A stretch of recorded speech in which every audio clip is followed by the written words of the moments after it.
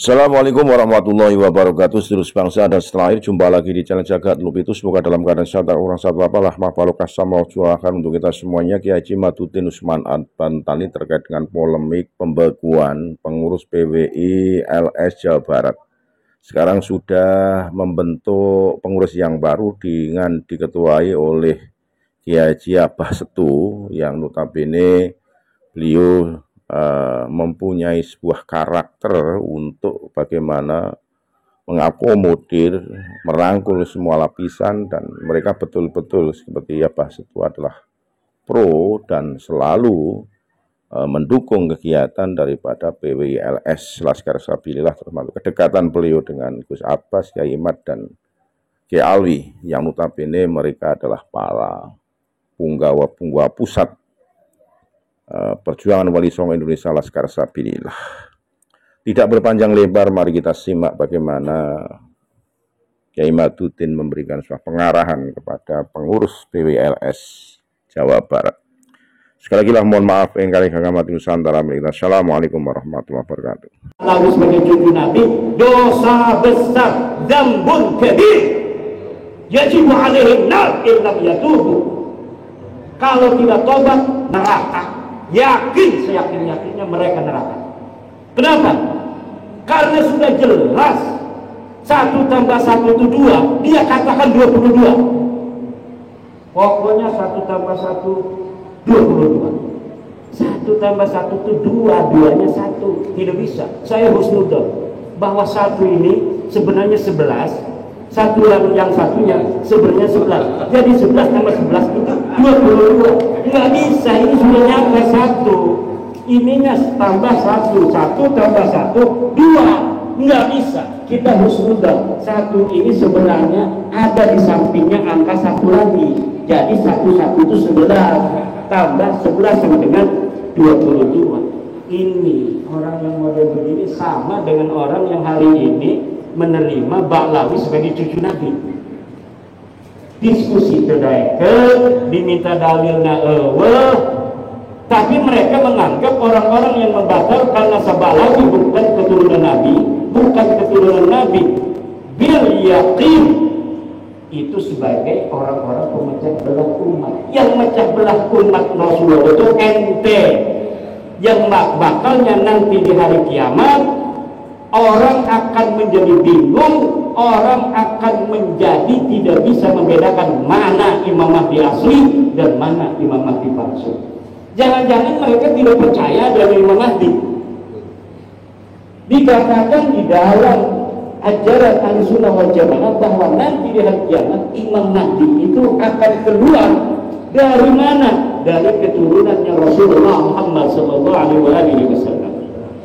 Lah kalau sekarang ini keturunan palsunya kita biarkan, bisa jadi keturunan palsu ini yang akan mengaku sebagai Imam Mahdi di kiamat nanti. Dan ini berbahaya buat persatuan umat Islam dikala umat Islam sedang menghadapi Dajjal, menghadapi pasukan Ya'juj Ma'juj di masa depan. Ini luar biasa. Konsekuensinya berat. Husnudzon kepada sesuatu yang jelas sudah nyata. La ibrata bidzannil bayyini khata'un. Tidak bisa dihitung dzon yang sudah nyata salahnya.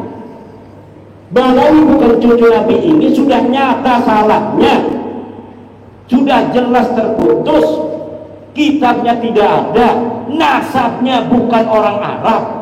Kenapa masih menerima Ba'lawi sebagai cucu Nabi? Kecuali mereka memang ingin menyakiti baginda Nabi Muhammad sallallahu alaihi wasallam.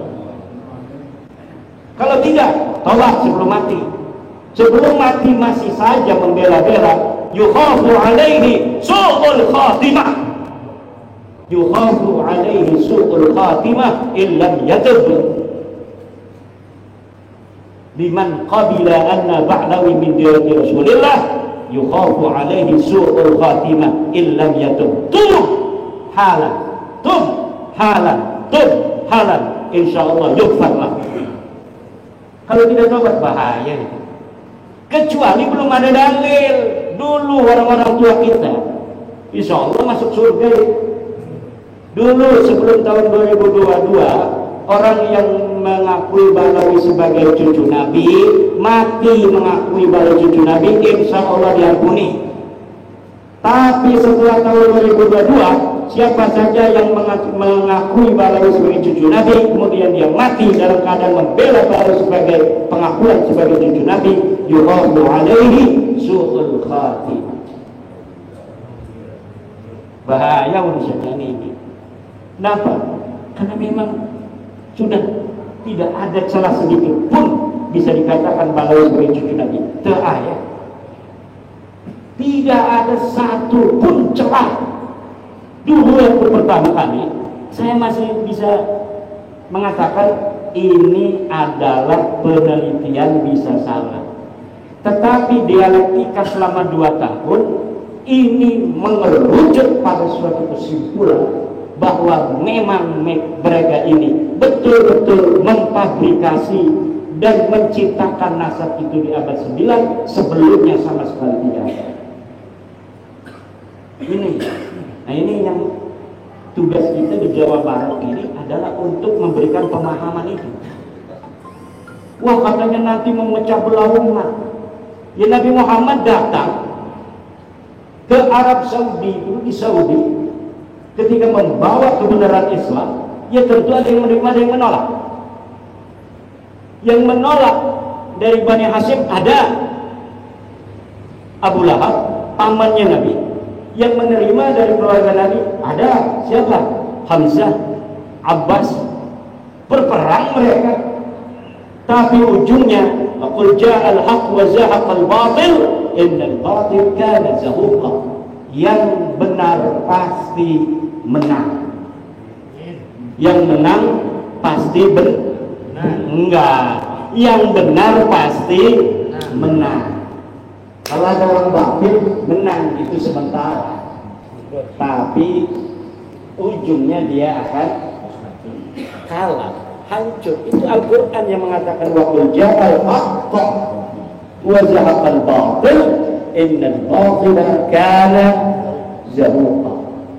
Ini yang harus ditanamkan kepada para pengurus Jawa Barat, pengurus wilayah, pengurus DPD, bahwa kita ini walaupun orang-orang lemah ilmu, lemah duit, tetapi tugasnya mirip sama Rasulullah, mirip dengan para sahabat-sahabat masa lalu, melawan orang-orang kufar Makkah, melawan orang-orang musyriki Makkah yang luar biasa. Mereka menguasai sumber daya di Makkah waktu itu, baik sumber daya ekonomi maupun menguasai sumber daya kepemimpinan.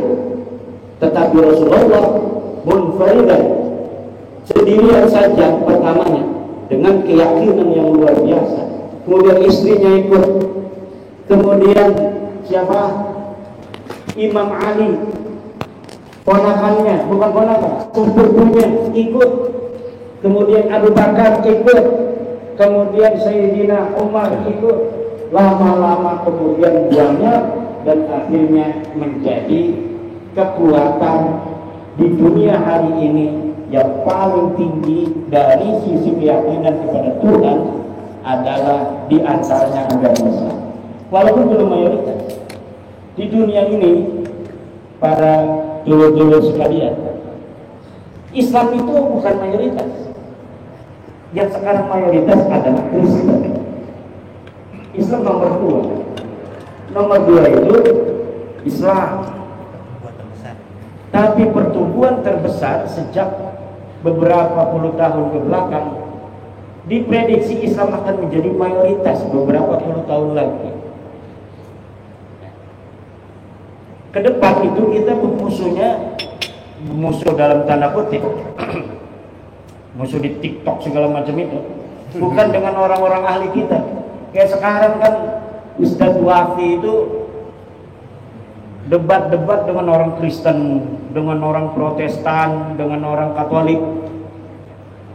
Masa depan musuh kita itu adalah orang-orang ateis, agnostik, yang mereka sama sekali tidak percaya kepada Tuhan. Di TikTok mulai hari ini, di YouTube mulai hari ini, orang-orang ateis muncul. Mereka pertama ingin mendapatkan kesamaan hak di negara Indonesia, bahwa walaupun negara kita ini berdasar Pancasila, dengan sila pertamanya ketuhanan yang Maha Esa, tetapi orang-orang ateis ingin diberikan hak juga. Nah ini ke depan musuh kita ini adalah orang-orang ateis. Maka peradaban ilmu pengetahuan waladiyah syamsiyah yang dulu dipersiapkan untuk melawan orang-orang ateis ini akan bermanfaat kembali. Ini harus diasah. Untuk apa? Untuk melawan filsafat orang-orang ateis yang mempertanyakan Tuhan itu ada atau tidak, Tuhan itu ilmiah apa tidak, apakah bisa Tuhan diilmiahkan. Nah ini nanti yang akan terjadi dengan anak-anak kita ke depan. Mereka mempertanyakan kembali tentang zat Allah, seperti peristiwa 250 Hijriah ketika Abu Hasan Asy'ari, Abu Mansur Al-Maturidi melawan orang-orang ateis, Mu'tazilah melawan orang-orang ateis. Ini yang akan kita hadapi. Nah, sebelum kita menghadapi orang-orang seperti itu, maka kita juga harus memperkuat ilmu pengetahuan anak-anak kita. Bagaimana kita berbicara filsafat, bicara dengan metodologi waladiyah syamsiyah, dengan metodologi al-mungkit minad dhalal. Kalau tentang metodologi ilmiah saja santri-santri kita tidak ngerti. Kalau sudah ada dalil tentang batalnya Ba'lawi, maka Ba'lawi tidak bisa lagi untuk diterima. Tapi kenapa santri-santri kita masih ada yang menerima? Karena tradisi ilmiah ini belum biasa dikonsumsi dengan konstruktif dan kritis oleh santri-santri kita. Ini maka akan bisa untuk diprediksi pertandingan dengan orang ateis ke depan, santri kita akan kelabakan. Kenapa? Karena dengan teori filsafat ilmu yang sederhana saja, mereka tidak bisa untuk mengambil kesimpulan kebenaran. Kalau sebuah tesis, bumi itu datar, kemudian diketemukan tesis berikutnya yang mengatakan bumi itu bulat, maka dengan berbagai macam dalil-dalil yang kuat, tesis bahwa bumi itu datar itu hancur lebur dan tidak bisa diterima kembali. Sekarang kita sudah bisa untuk melihat bumi dari atas. Ternyata betul bahwa bumi ini bulat. Perdebatan masa lalu di tahun 1500-an Masehi, apakah bumi itu bulat, apakah bumi itu datar, hari ini terkonfirmasi bahwa memang bumi ini bulat. Maka sebuah tesis yang telah terbantahkan itu sudah tidak bisa lagi dihusnudoni. Bagaimana kita husnudon aja sih Abah? Katanya bumi ini datar, buktinya kita tidak melayang-melayang, tidak jatuh, ini ada di bumi. Tidak bisa bos. Karena apa? Karena kesimpulan ilmiah bahwa bumi ini bulat sudah zahirun bayyinun la yuraddu, yang tidak bisa ditolak lagi. Sama bumi bulat itu dengan kesimpulan Ba'lawi bukan cucu Nabi, yang tidak mungkin bisa dibantah lagi. Yang masih nerima akan terbantah sendiri oleh dirinya sendiri, hanya nunggu waktu. Nunggu kecewa aja sedikit ditempeleng sama Ba'lawi, dia akan sadar. Atau dia motornya dipinjam nggak dikembaliin lagi, langsung itu saya ikut Kiai Maduddin. Tinggal gitu aja. Hanya butuh sedikit kecewa untuk Muhyiddin, insya Allah akan sadar. Hanya butuh sedikit kecewa saja. Dalil tidak ada. Inna kalata diman abada walakin Allah yahdi mayyasha. Nabi Muhammad kurang apa? Beliau adalah orang yang sangat dikasih Allah, Habibullah, Habib asli itu Rasulullah itu. Tapi tidak semua manusia di dunia mengikuti Rasulullah, apalagi model Imaduddin Utsman yang katanya kecilnya udah tahu katanya sama Imad itu. Iya kecilnya tahu, saya kecil dulu sih. Kalau saya langsung besar nggak bakal ada orang yang tahu saya kecilnya gimana. Orang saya kecil dulu, manusia betul-betul terlihat oleh sekampung saya. Al-kreseku ya'lamuni, al-kreseku ya'rifuni, watangrangu ya'lafuni. Nggak bisa saya itu menutupi diri saya dari orang Kresek, dari orang Tangerang, karena seluruh orang Kresek Tangerang tahu saya. Nah, ini masalahnya, ini kita harus banyak tantangan ini Abah Setu ini. Tapi bisa nggak Kiai dikaitkan dengan ayat tadi, wa may yattabi'u aktsaruhum illa dhanna inna dhanna la yughni minal haqqi syai'a. Dan itu kan Allah berkata tidak boleh kita itu kebanyakan manusia itu hanya hidup dari don. Sementara don itu kata Allah tidak berbeda, la yughni minal haqqi syai'a. Berkata selanjutnya wallahu alimun di situ. Berarti harusnya pakai ilmiah kan seharusnya. Ya itu kan perintah Allah sudah jelas. Jelas kan itu. Allah sudah jelas memerintahkan bahwa seluruh manusia itu tidak boleh mengikuti sesuatu yang dia tidak tahu. Itu berarti dibutuhkan ilmu. Iya. Innallaha alim. Di dalam Quran tadi yang disebutkan apa itu iyattabi'una illa dhanna wa in hum illa yahrusun. Mereka hanya ngira-ngira saja. Itu. Sedangkan kebenaran itu bukanlah ngira-ngira, dia butuh bukti dan butuh dalil. Dalilnya ada atau tidak ada. Kalau dalilnya sama sekali tidak ada, misal memang di abad keempat ketika Ahmad bin Isa itu hidup, sama sekali nggak ada kitab yang ditulis, sama sekali nggak ada yang ngomong Ahmad bin Isa. Abad ke-5 nggak ada yang ngomong Ahmad bin Isa punya anak berapa, abad ke-6, abad ke-7, 8 tidak ada. Baru tuh itu masih 50-50 tuh kalau ada orang ngaku-ngaku di abad ke-9. Tapi ini mah di abad 3-nya ditulis Ahmad bin Isa itu. Anaknya ditulis di abad ke-4, anaknya ditulis, Ahmad bin Isa-nya ditulis, abad ke-5 Ahmad bin Isa ditulis, anaknya ditulis. Abad ke-6, ke-7, ke-8 semuanya ditulis. Tidak ada Ubed di sana. Di abad 9 baru ada Ubed, katanya anak Ahmad bin Isa, udah jelas itu bohongnya. Tapi kunaon masih aya nu percaya. Husnudon Iya, husnudon. Iya, la ibrata bil dhannil bayyini khatahuhu. Tidak boleh don itu digunakan lagi apabila jelasnya salahnya sudah jelas. Ini salahnya sudah jelas. Kita misalnya nyata Abah Setu itu tadinya asli Bekasi. Namanya Don ya boleh aja om tinggalnya di Bekasi. Abah Setu Bekasi. Asli abdi mah. Karena abdi teu nyaho. Pas ngobrol jeung Abah Setu tah di kelompok abdi aslina cenah ti Sukabumi. Aku tuh menang deui abi ngomong ka jelema bahwa Abah Setu ieu aslinya Sukabumi, aslina Bekasi. Teu menang deui kumaha naon teu menang. Kumaha abi geus nyaho elmuna langsung ti Abah Setu. Teu bisa husnudon deui. Teu bisa husnudon deui. Lamun tadina abi can nanyakeun langsung ka Abah Setu, kumaha Abah Setu ayana di Bekasi, adidon bahwa Abah Setu ieu asli Bekasi, teu naon-naon ngaranna gadon. Tapi ketika Abah Setu sudah ngomong saya aslinya dari Bekasi, dari Sukabumi, mantan dewan, masya Allah. Berarti sekarang sudah tidak boleh lagi kita ngomong Abah Setu orang Bekasi asli, lahir di sini. Kalau sekarang ya orang Bekasi. Kalau sekarang udah asli Bekasi.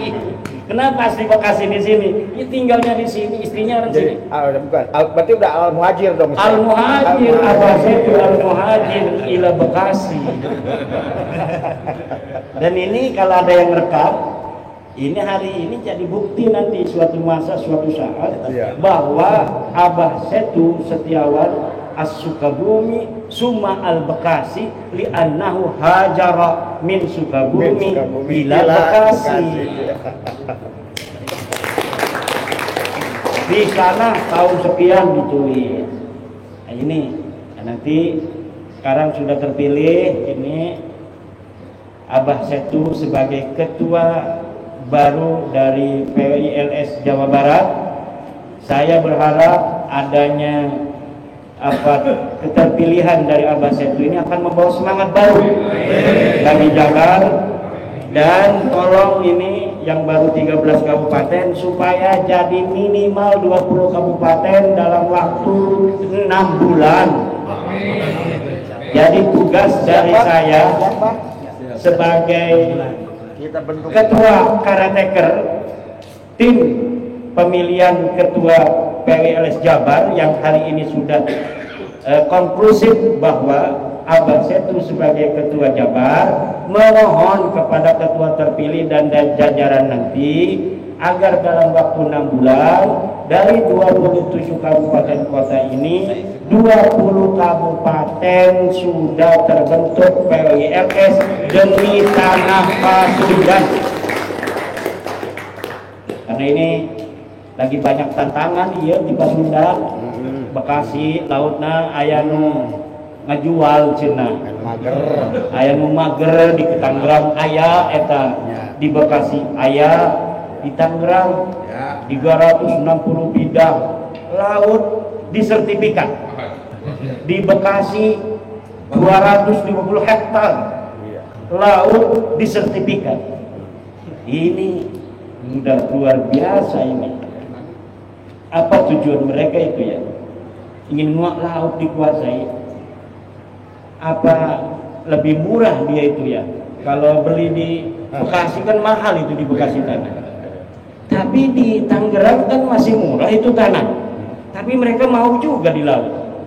Pada hari Tupik 2 dia sudah beli tanah itu di mulai Kosabi sampai ke Muncung itu ribuan hektar tanah darat. Tanah darat ribuan hektar, ada PSN nih 1.700 hektar mau diambil juga, kan lumayan dia tidak menyiapkan sarana sosial, sarana umum. Nanti sarana umumnya dari tanah PSN ini. Jadi dia ini aji mumpung, dia beli tanah ribuan hektar, tapi nanti dia tidak menyiapkan wisata untuk umat, untuk masyarakat dari tanah dia yang dia beli. Tapi dia fasilitas sosialnya, pasun dan pasosnya itu nanti dari PSN itu, tanah rakyat, tanah asli dari masyarakat Tangerang itu. Nah ini pinter, makanya jadi pengusaha itu kudu pinter. Cuma sayang, ini dia sudah beli ribuan hektar di sawah itu di darat, PSN di tengah itu dikuasai, laut juga mau dikuasai. Dan ini yang hari ini kemudian memicu gejolak di Tangerang. Nah, kalau menteri-menteri yang sekarang sih mungkin dia tidak ikut, tapi menteri dulu ngegebet begitu. Luar biasa. Bupati yang zaman dulu ikut-ikutan ngegeter-geter ini, Bupati Bekasi Bupati Tangerang, sekda segala macam ini. Nah ini tantangannya banyak Jawa Barat ya, menteri-menteri ya secara bil jumlah sih banyak yang bagus, tapi banyak juga yang masalah. Dari anak buah Pak Prabowo ini, Pak Prabowo nya kan luar biasa semangatnya, anti penjajahan, kita harus menunjukkan jati diri bangsa. Tapi beberapa menterinya ada yang bermasalah. Menteri petugas utusan khusus kemarin datangin Rizik Sihab, ngapain gitu, pemuda minta nasihat tentang kepemudaan kepada Rizik Sihab. Yang mau dinasihatin dari Rizik apa supaya pemuda kita teriak-teriak. Ini Raffi Ahmad ini perlu tinjau ulang. Kalau bisa ya diberhentiin aja, diberhentiin Raffi Ahmad dari utusan khusus presiden. Kenapa? Karena kurang cerdas. Jadi kan ilmu pengetahuan itu penting juga untuk pejabat-pejabat agar presiden kita ini mampu untuk menyelesaikan tugas-tugasnya. Nah kalau utusan khususnya menteri pembantu ini kurang cerdas, langkah-langkahnya ini kurang cerdas, ya nanti akan menghambat presiden. Ada yang menghina tukang es, ada yang menghina tukang es teh, masalah buat presiden. Ada lagi yang gas LPG, sekarang tiba-tiba nggak ada di masyarakat, di pasaran. Kebijakannya mungkin bagus tujuannya, tapi kurang cerdasnya ini kemudian membuat gejolak di masyarakat. Ini yang harus ditinjau ulang kembali nih pembantu-pembantu model begini. Menteri Agama juga nggak bisa nurunin haji. Ongkos naik haji sebelum Pak Yakut itu 35 juta tahun 2020. Masyarakat bayarnya hanya 35 juta. Dolarnya itu 15.000. Ketika Pak Yakut naik jadi 55 juta, 35 juta ya tahun 2020, waktu sebelum Pak Yakut jadi menteri. Ketika Pak Yakut, peninggalan Pak Yakut 55 juta, naik drastis, padahal dolarnya sama. Dulu 15.000, sekarang dolarnya 16.000. Nah sekarang menteri kita agama yang baru juga tidak bisa untuk mengoreksi kebijakan-kebijakan menteri agama yang lalu. Harusnya kalau tahun 2020 bisa 35 juta itu masyarakat membayar haji, harusnya tahun sekarang bisa dikoreksi kebijakan menteri yang dulu karena alasan COVID. Kalau kemarin itu naik, sekarang sudah tidak ada COVID. Kalau misalnya saya jadi presiden, saya akan perintahkan menteri agama dulu waktu sebelum COVID bayarnya masyarakat 35 juta itu pergi haji. Sekarang Anda jadi menteri agama harus jadikan ongkos naik haji 35 juta kembali, kalau tidak ente mundur. Karena menteri agama itu standar bahwa dia mampu untuk menjadi menteri agama atau tidak, itu yang paling terlihat adalah dari ongkos naik haji. Dan kemarin kita lihat ongkos naik hajinya masih 35 jutaan, hanya nurun sedikit aja seidrat. Dan ini membuktikan dia tidak lebih baik dari menteri agama sebelumnya. Nah, ini banyak sekali PR-PR kita yang yang harus kita bereskan. Kita bukan hanya memberesi tentang masalah nasab, tetapi juga kita akan membantu siapapun presidennya agar presiden kita kawal untuk mampu memberikan kemajuan kesejahteraan kepada rakyat Indonesia. Selamat kepada Abesetu yang telah dipilih secara aklamasi berdasarkan musyawarah mufakat sebagai Ketua PWI LS Provinsi Jawa Barat. Semoga dapat mengemban amanah penderitaan rakyat Jawa Barat agar dimerdekakan dari penjajahan spiritual. Dan kepada seluruh pimpinan daerah kabupaten yang sudah terbentuk dari 13 kabupaten, satu komando untuk Jawa Barat, Abah Setu Setiawan.